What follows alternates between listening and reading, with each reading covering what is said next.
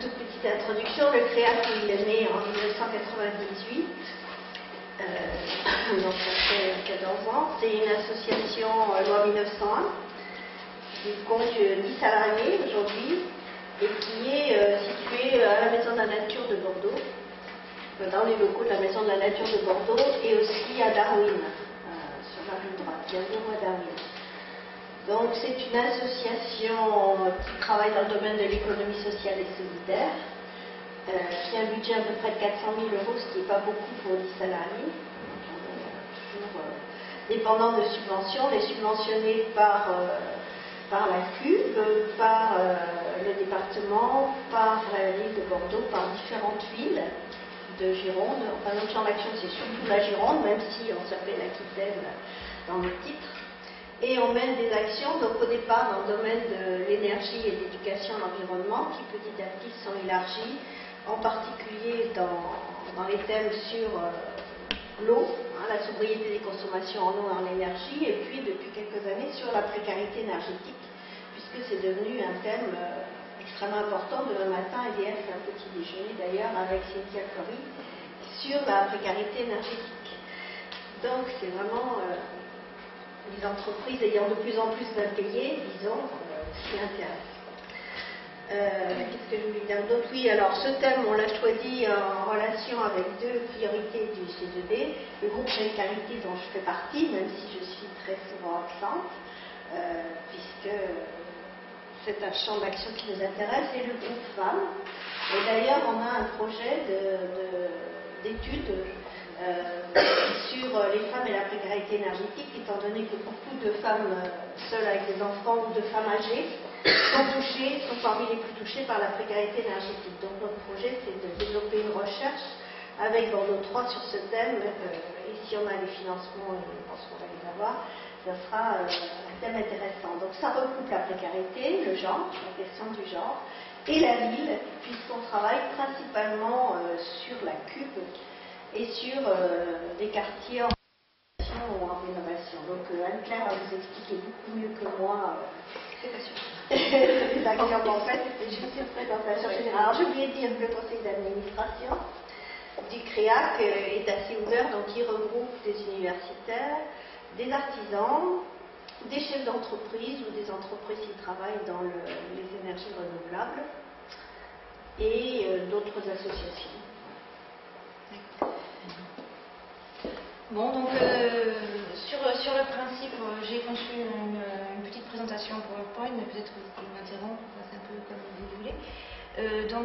J'ai prévu de vous présenter un peu le CREAC de manière générale, parce qu'on a une approche très spécifique de lutte contre la précarité énergétique, comme vous disait Dominique, qui ne peut pas se comprendre sans le contexte et sans les autres actions qu'on mène à côté autour de l'énergie, autour de l'information. Et on a construit la lutte contre la précarité énergétique à partir des actions qu'on a menées au préalable.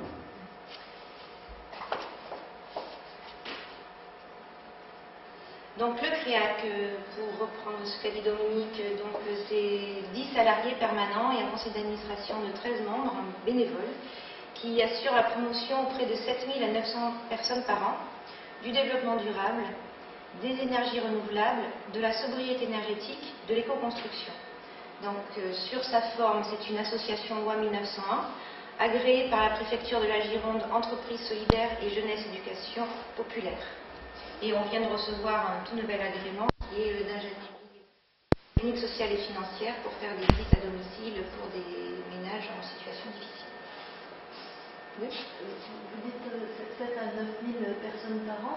Oui. Vous les ciblez comment? Alors, on les a dans nos missions de conseil info-énergie, info-eau, public scolaire et puis réseau de lutte contre la précarité énergétique. Et je vais citer ici que nos 10 salariés sont en CDI et on n'a absolument pas voulu d'emploi précaire. Justement. Sinon, c'est ça. Donc, le CREAC est représentant régional du comité de liaison des énergies renouvelables, le CLER, que vous connaissez peut-être sous le nom de Réseau pour la transition énergétique. Nous sommes membres de conseils d'administration, alors je cite notamment l'Agence locale de l'énergie et la CEPENSO. Donc nous sommes membres de diverses institutions, donc le C2D, le Conseil consultatif de l'agenda 21 de la ville de Bordeaux. Nous faisons partie du comité de pilotage des agendas 21 de la Gironde et nous sommes impliqués dans le Grenelle des communautés. Nous sommes adhérents, alors entre autres, au réseau Graines Aquitaine, qui est le réseau majeur d'éducation à l'environnement ici sur notre département. Nous sommes membres également de structures beaucoup plus techniques comme la T2E, Enerplan, Biomasse Normandie, et nous sommes évidemment adhérents du réseau Rappel, qui est le réseau des acteurs de la pauvreté, de la précarité énergétique dans le logement. Donc nous essayons évidemment de travailler en partenariat associatif local, donc avec des centres d'animation, les compagnons bâtisseurs avec qui on a mené une opération exemplaire, enfin pilote, exemplaire, je ne sais pas du pilote, sur la ville de Bordeaux pour des visites à domicile, notamment pour des familles précaires. Nous travaillons avec Couleurs du Monde, Enercop, Déco Solidaire. Nous sommes aussi impliqués dans le projet de rénovation de la halle des Douves. Voilà, on essaye d'être quand même dans des réseaux associatifs assez variés. Alors pour vous donner une idée donc assez large et photographique de notre territoire d'implantation, effectivement nous avons une vocation régionale, mais c'est vrai que factuellement nous sommes surtout sollicités sur la Gironde. Donc le CREAC est organisé en différents pôles, je reviendrai là-dessus ensuite. Donc là les différents pôles sont matérialisés par différentes couleurs. Donc nous avons le pôle éducation, le pôle énergie, le pôle précarité, le pôle info-eau, et puis une activité de multipôle où on teste des expériences un peu innovantes. Donc vous voyez, nous sommes quand même majoritairement impliqués sur la cube de fait.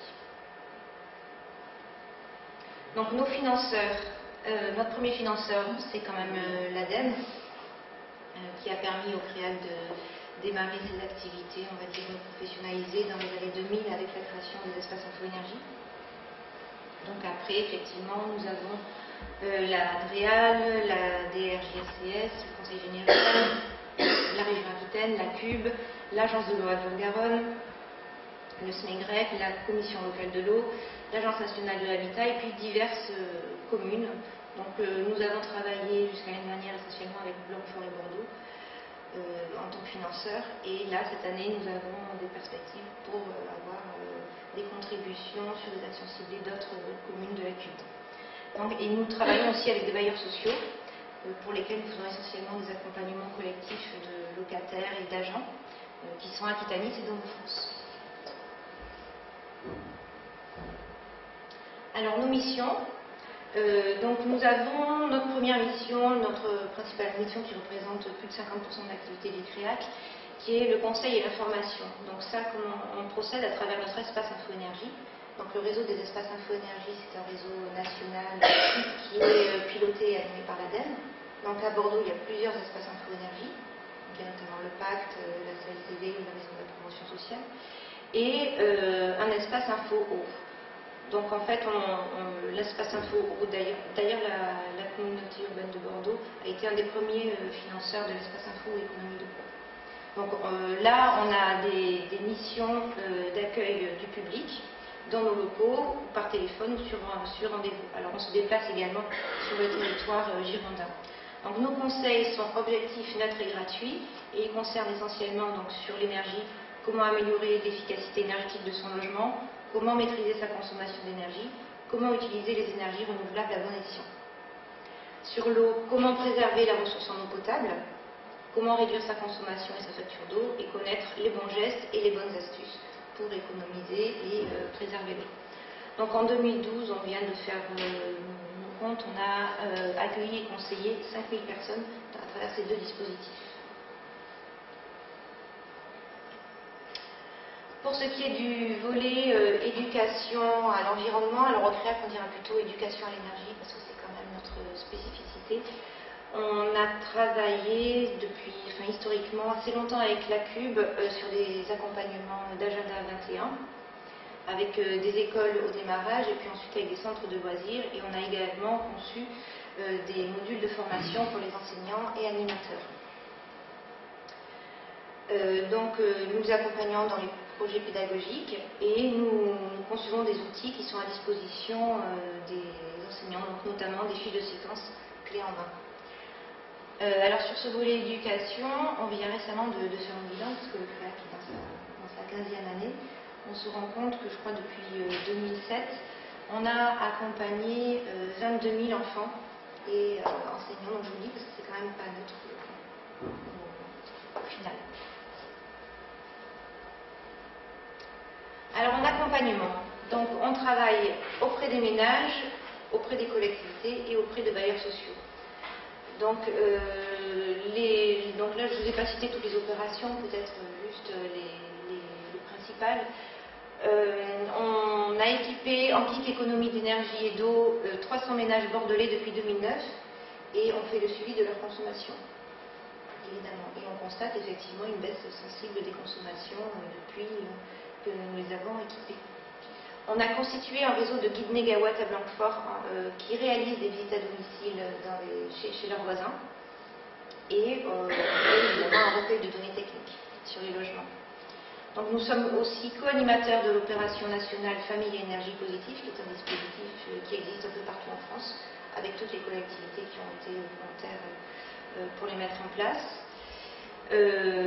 Donc le travail auprès des ménages ne pourrait pas se faire sans une mobilisation partenariale forte avec les centres d'animation et les associations de quartier notamment. Auprès des collectivités, donc, on peut citer des actions expérimentales d'aide aux travaux depuis 2010 qui sont conduites sur 3 quartiers bordelais. Depuis 2012, alors on est particulièrement investi dans le PNR CAD, donc on est dans ces visites à domicile pendant encore 3 ans. Et évidemment, avec les collectivités, on a travaillé jusqu'à maintenant sur l'élaboration et la mise en place des agendas 21. Alors, auprès des bailleurs sociaux, on réalise des accompagnements lors de réhabilitation ou de livraison de résidences qui sont souvent labellisées BBC, très haute performance énergétique, et aussi, quelque part, on intervient en médiation sociale quand il y a des gros travaux de rénovation un peu lourds qui peuvent gêner les habitants. Alors on intervient dans ce cas auprès des habitants pour leur expliquer à quoi ça va servir et puis surtout comment faire un usage performant de leur habitation.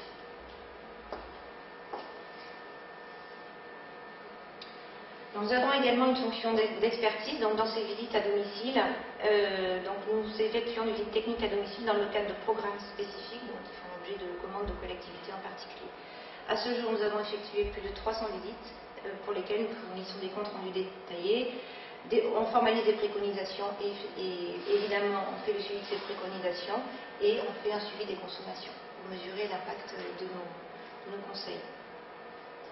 Donc le CREAC a créé en 2008 le réseau Préca Énergie 33, le Préca Énergie tout court, qui est un réseau qui rassemble aujourd'hui 400 professionnels girondins autour de la lutte contre la précarité énergétique. Donc c'est le réseau des acteurs girondins de la lutte contre la précarité énergétique. Bon, on l'a créé en 2008, mais il a été opérationnel en 2009.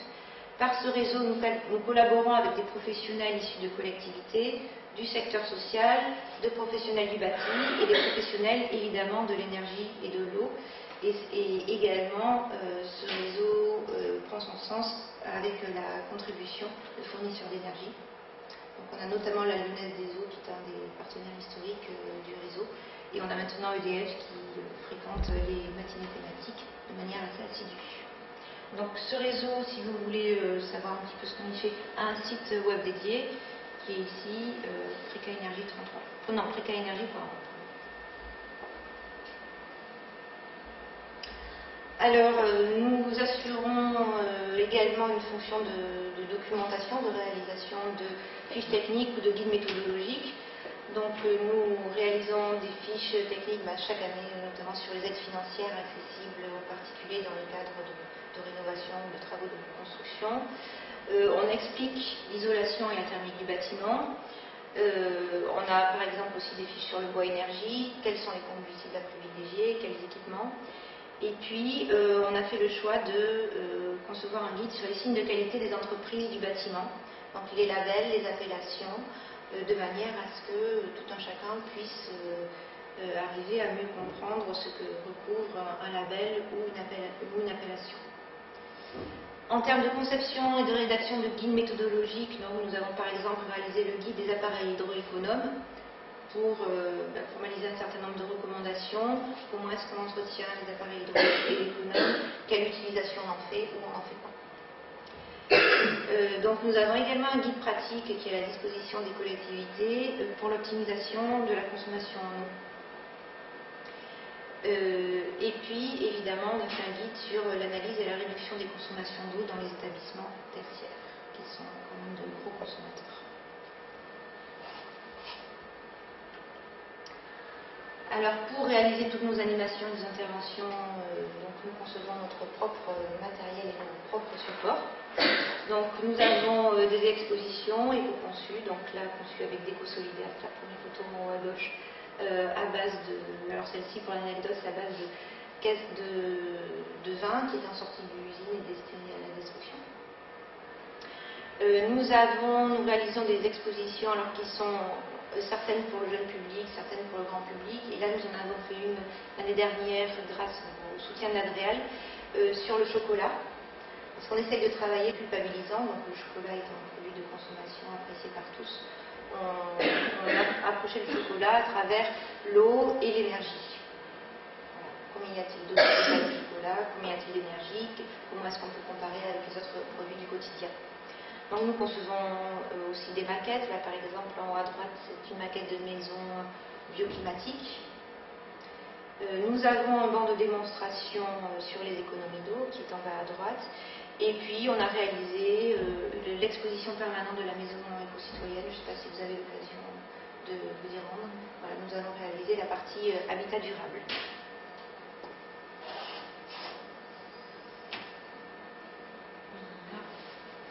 Je redémarrer plus tard.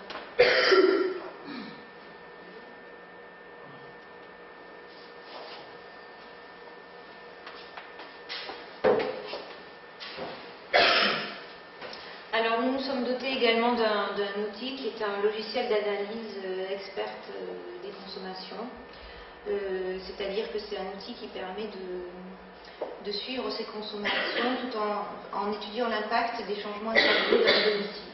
Donc par exemple l'arrivée ou le départ d'une personne, l'installation de nouveaux équipements.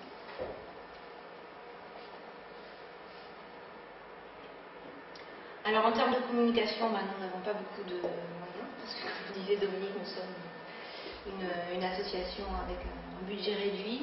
Donc nous avons essentiellement un site internet, donc, qui est créa.org, une page Facebook sur laquelle nous diffusons toutes les informations qui nous sont accessibles. Alors cette année, on parle de nous notamment, on a un programme d'émission avec France Bleu Gironde, donc thématique mensuelle tous les mois. D'ailleurs, il y en avait une ce matin sur les factures d'eau et d'énergie. Bon, voilà, on a quelques articles dans la presse qui nous permettent aussi de relayer un peu nos actions.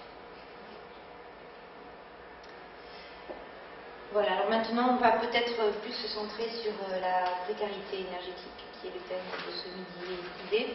Donc pour approcher la précarité énergétique, donc je ne vais pas plaquer une définition, je reprends juste la précarité énergétique telle qu'elle a été inscrite dans le Grenelle 2, parce que vous avez peut-être déjà entendu une définition qui circule assez largement, qui dit qu'elle est en situation de précarité énergétique toute personne qui consacre plus de 10% de ses revenus à ses factures. Mais le problème de cette définition, c'est que 10% quand on gagne 5 000 euros, c'est pas la même chose que 10% quand on en gagne 700. Donc bon, voilà, c'est une définition que j'ai pas reprise pour cette raison. Je préfère celle du Grenelle 2 qui dit que dans cette situation, une personne qui éprouve dans son logement des difficultés particulières à disposer de la fourniture d'énergie nécessaire à la satisfaction de ses besoins élémentaires en raison de l'inadaptation de ses ressources ou de ses conditions d'habitat. Donc ici, à l'échelle de la Gironde, donc nous, au CRAG, nous connaissons particulièrement ce réseau que nous avons créé de lutte contre la précarité énergétique. Alors historiquement, nous avons pu le créer parce que l'ANA et l'ADEME nationaux avaient lancé un appel à projet pour la constitution de plusieurs réseaux de ce type en France. Depuis 2012, le réseau a évolué. Nous sommes notamment co-signataires du programme Habiter mieux.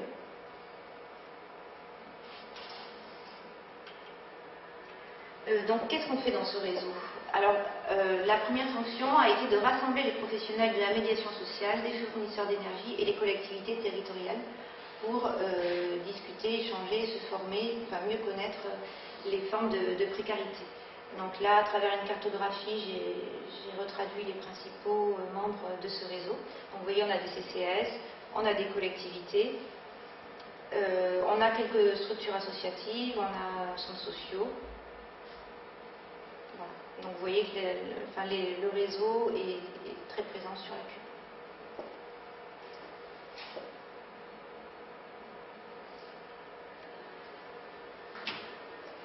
Donc, à travers ce réseau, on a un programme de journées thématiques, de matinées thématiques. Donc là, j'ai reprise les journées à venir jusqu'au mois de juin. Donc, on a eu, oui, enfin, j'ai mis celle du mois de février qui était sur les aides financières 2013, qui sont une entrée effectivement primordiale et prioritaire pour pouvoir aider les personnes en situation de précarité énergétique. Nous allons avoir une journée un peu plus générale que l'on reproduit tous les ans qui est comprendre la précarité énergétique. Ensuite, il y aura une journée sur les factures, comprendre, lire une facture et faire comprendre. Et puis ensuite, au mois de juin, les outils mobilisés et mobilisables de la lutte contre la précarité énergétique. Alors, ces matinées sont gratuites, ouvertes essentiellement aux professionnels, enfin ouvertes à tous, sans problème, sans inscription.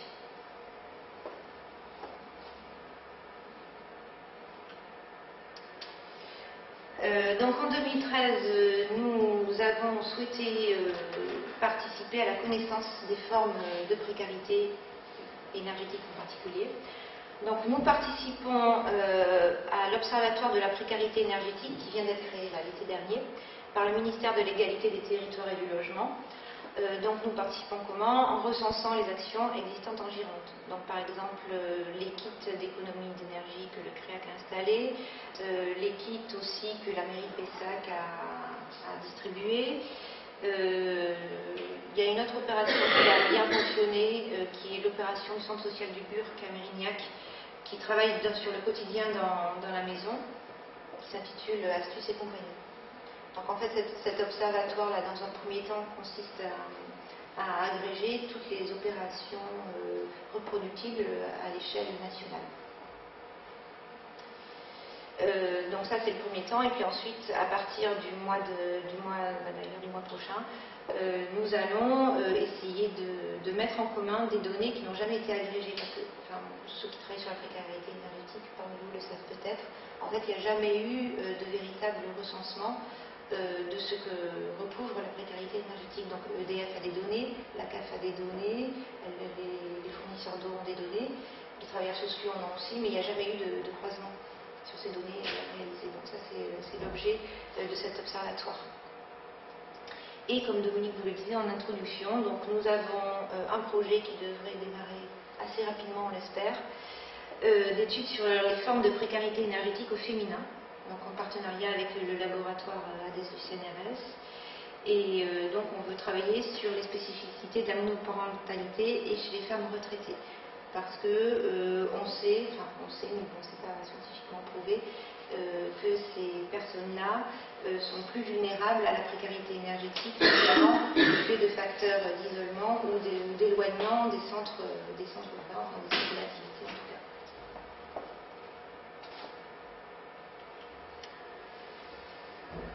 Donc oui, je vous ai parlé à plusieurs reprises d'actions. Donc là, je vous présente une des actions que nous avons menées qui est les kits économes. Donc c'est une action qui a démarré avec la ville de Bordeaux en 2009 ou 2010. Notre objectif à nous, c'est d'équiper 150 ménages par an d'appareils en eau et en énergie et de réaliser un suivi des consommations dans le temps, voir les gains réalisés. Donc, je vous l'ai dit tout à l'heure, mais j'insiste là-dessus, on ne peut pas travailler dans la lutte contre la précarité énergétique sans structure relais locale. Donc c'est un dispositif qui a mobilisé beaucoup d'énergie chez nous, justement, pour mettre en place un réseau partenarial pour détecter les ménages. organiser des ateliers et puis ensuite pouvoir les suivre dans le temps. Donc par exemple, dès la première année, on s'est rendu compte qu'avec le kit hydroéconome, on arrivait sans effort à 40%, quasiment 40% d'économie sur l'eau. Sur l'énergie, on doit être à 15-20%. Oui, quand vous dites justement qu'il faut identifier les ménages, oui, etc., et on travaille avec des partenaires locaux, ils sont identifiés comment justement ces ménages? Est-ce que c'est sur des listes qui sont dans les CCS? Alors, non, ça peut être les CCS, mais on travaille par exemple avec des foyers de jeunes travailleurs. Ouais. On a travaillé avec la CASE, Médecins du Monde. Parce que ces structures-là ont eux-mêmes des travailleurs sociaux. Parce que j'imagine que 150 ménages, ça représente malheureusement qu'une petite partie des gens qui sont en précarité énergétique sur ce territoire. Bien sûr, c'est très peu, 150 par an. Oui. Donc ils sont sélectionnés, voilà. Surtout que, bon, enfin, là où cette opération peut être contestée, c'est que équiper des ménages avec des kits, ça veut dire qu'on suppose qu'ils ont un logement qu'ils supportent.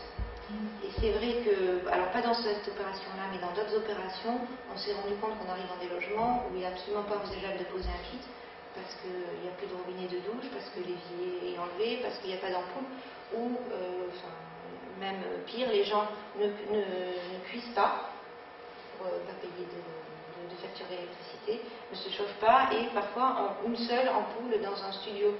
Donc, bon, voilà, c'est pas adapté non plus à tout le monde.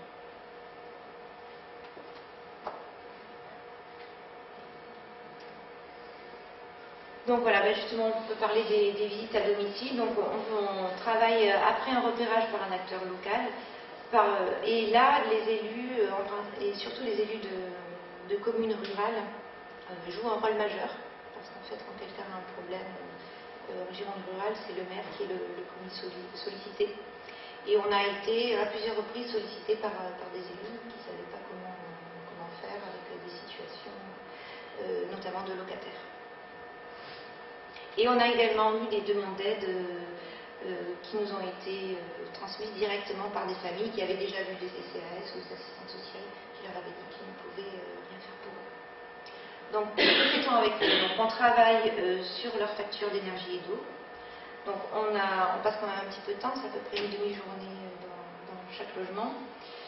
On travaille par des entretiens chez eux.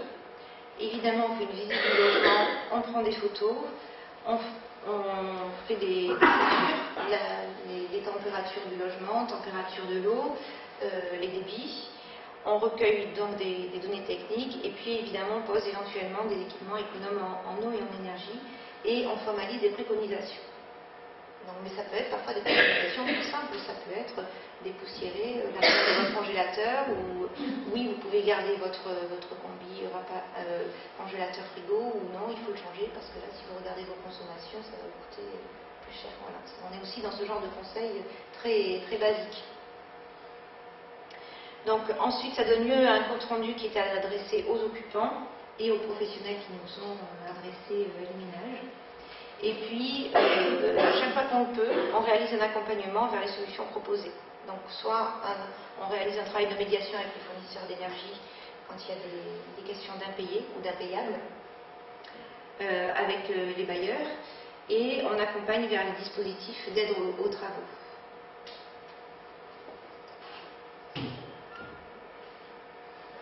Donc là, voilà, j'ai mis 2 photos, par exemple, de visite à domicile. Je ne sais pas si vous voyez bien. Donc sur la première, en haut à gauche, on voit qu'un plafond est complètement inondé avec une ampoule défectueuse et une ouverture sur le toit qui entraîne trop de déperdition thermique.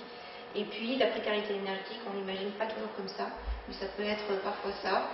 3 appareils de chauffage, donc 2 défectueux. Et on finit par retomber sur ce qu'on appelle les grippins, les petits radiateurs qui sont surconsommateurs d'énergie. Ce que je suppose, c'est que les visites à domicile, les personnes ne sont pas propriétaires, elles sont locataires. Il peut y avoir des propriétaires occupants. De situation, quand les personnes sont locataires, en fait, les travaux à mettre en œuvre, ils sont plutôt à destination du Oui, mais on peut intervenir auprès du propriétaire. Le relais dans cette condition. On assure le relais, mais enfin, nous, on n'a pas de pouvoir coercitif. Donc, on informe le propriétaire, on liste les aides financières et voilà. Alors après, il y a quand même des dispositifs d'urgence qui existent si l'insalubrité est constatée. Donc, enfin, mais nous, on n'est pas dans le jeu de la coercition, de la dénonciation. Et là, notamment, enfin, parce qu'effectivement, il manque un petit maillon. On travaille notamment avec la Fondation Abbé Pierre, qui a l'habitude d'intervenir aussi auprès des propriétaires. Voilà.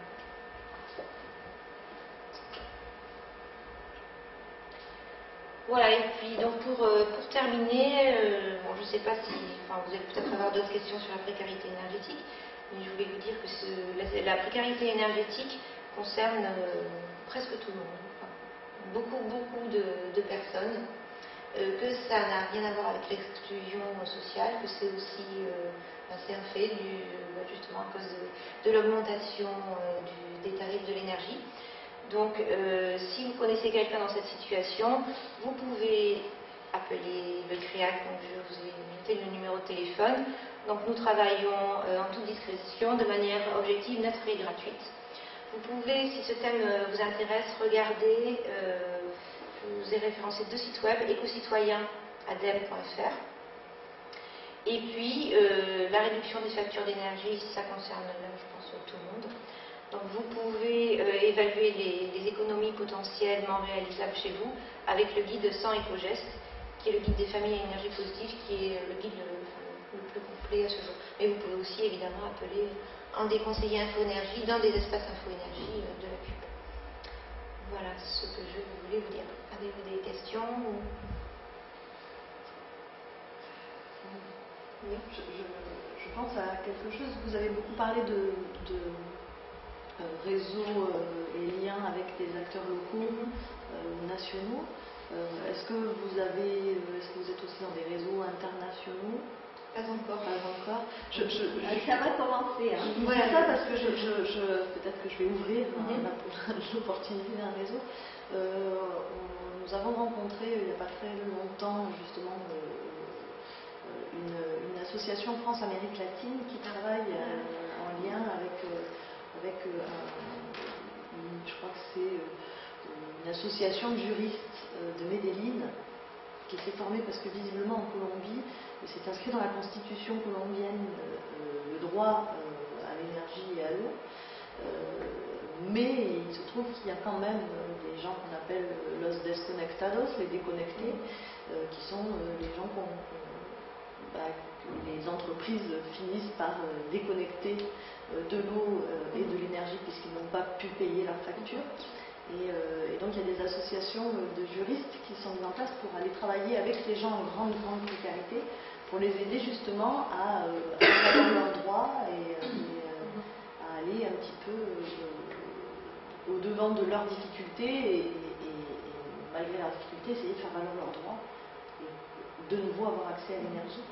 Et je pensais que c'était un peu en lien avec ce que vous faites. Mais on a une publicité, en fait, on va les rencontrer très prochainement. Début avril, on a une intervention à leur côté. Mais c'est pas les mêmes, c'est l'Argentine. C'est une journée de travail avec une ONG argentine qui travaille sur France-Amérique latine. Oui, c'est France-Amérique latine. Ah d'accord.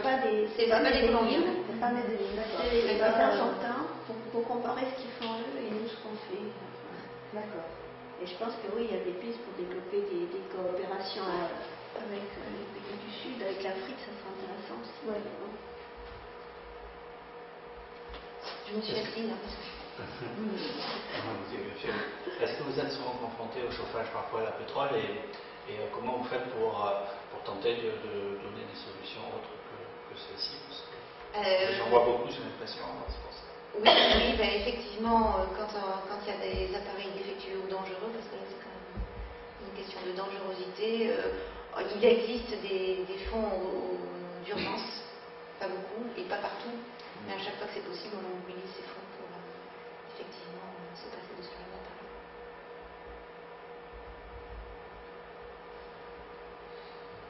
Mais enfin, pour ça, encore une fois, vous pouvez appeler les conseillers info-énergie qui sont très au fait de toutes les possibilités de remplacement. Est-ce qu'on a une idée du nombre de gens qui ne se chauffent pas du tout? Non, justement, c'est l'objet de la création de l'observatoire. Ouais.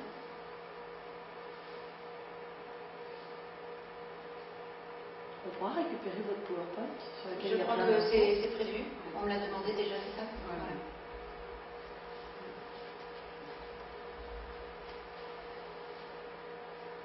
Et en fait, cet observatoire se crée aussi parce que je crois que les élus ont compris que la précarité énergétique, c'est pas qu'une affaire de locataires ou de personnes qui n'ont pas les moyens d'avoir un logement, et que quand ça concerne les propriétaires occupants, la question est beaucoup plus complexe que quand il s'agit de locataires.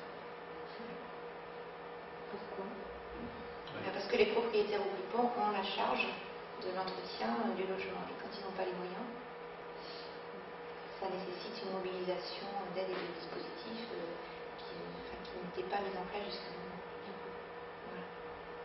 Parce que quand les locataires n'ont pas les moyens, il y a plus de facilité. Oui, parce que finalement c'est plus facile d'aller saisir un propriétaire dont on s'imagine qu'il a des revenus conséquents, enfin des revenus qui lui permettent, de toute façon les propriétaires sont dans l'obligation d'entretenir les logements.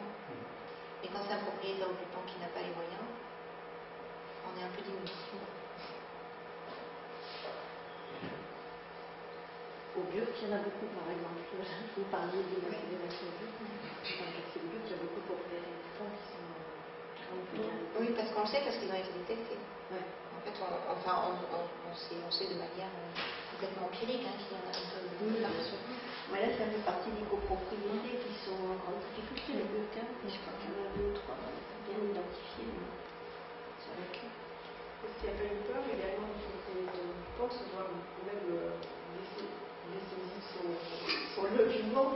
Absolument, ça c'est dans un compliqué. état d'insalubrité, il préfère habiter ce lieu que de ne pas. Bien sûr, bien sûr.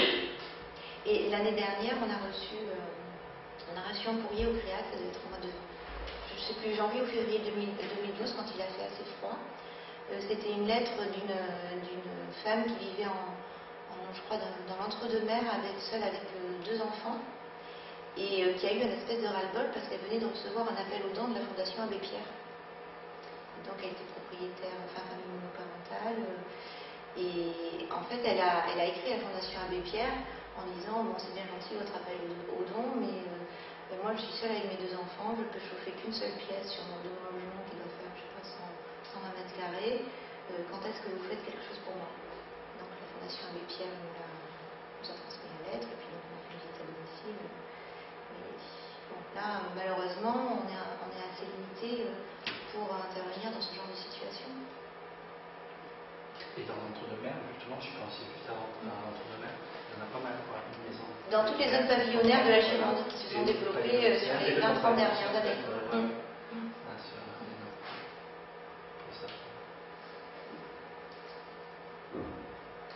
Est-ce que vous avez des préconisations politiques sur, par exemple, la gestion de l'eau Politique?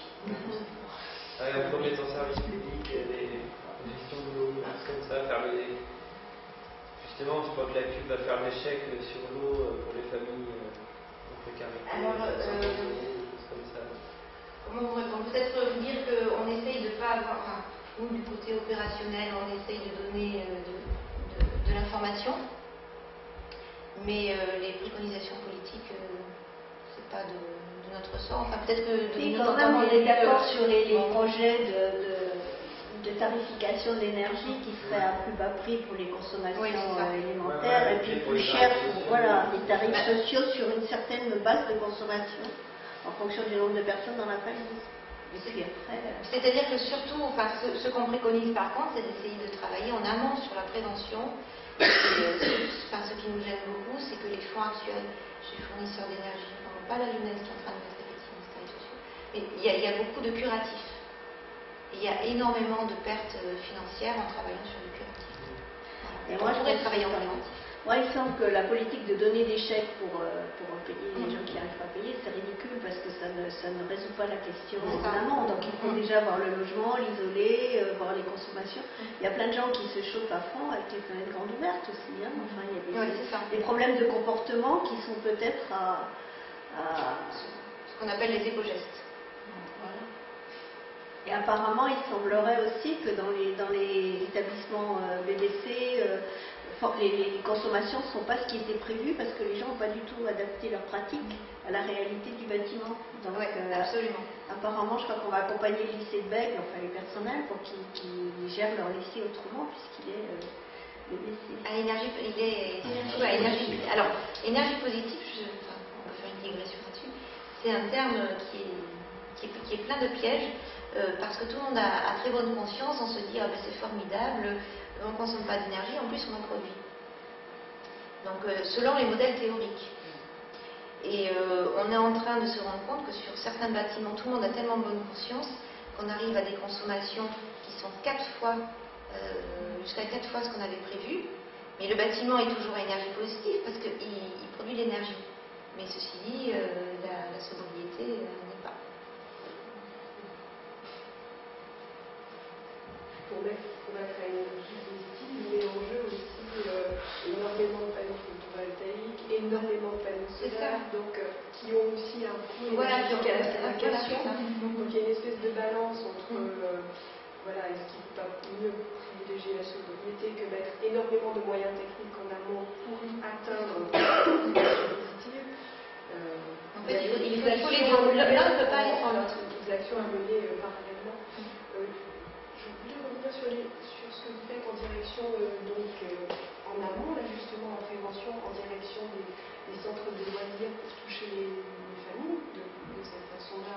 Centre de loisirs, c'est pour les enfants en contexte scolaire. Est-ce que je me dis que dans ce contexte-là, les enfants sont un relais auprès des parents également pour vous faire connaître et peut-être faire appel à vous en tant que conseil pour des fois sortir de situations qui sont très très critiques où on n'ose pas aller vers de l'aide parce qu'on a peur d'un jugement Bien sûr. Voilà.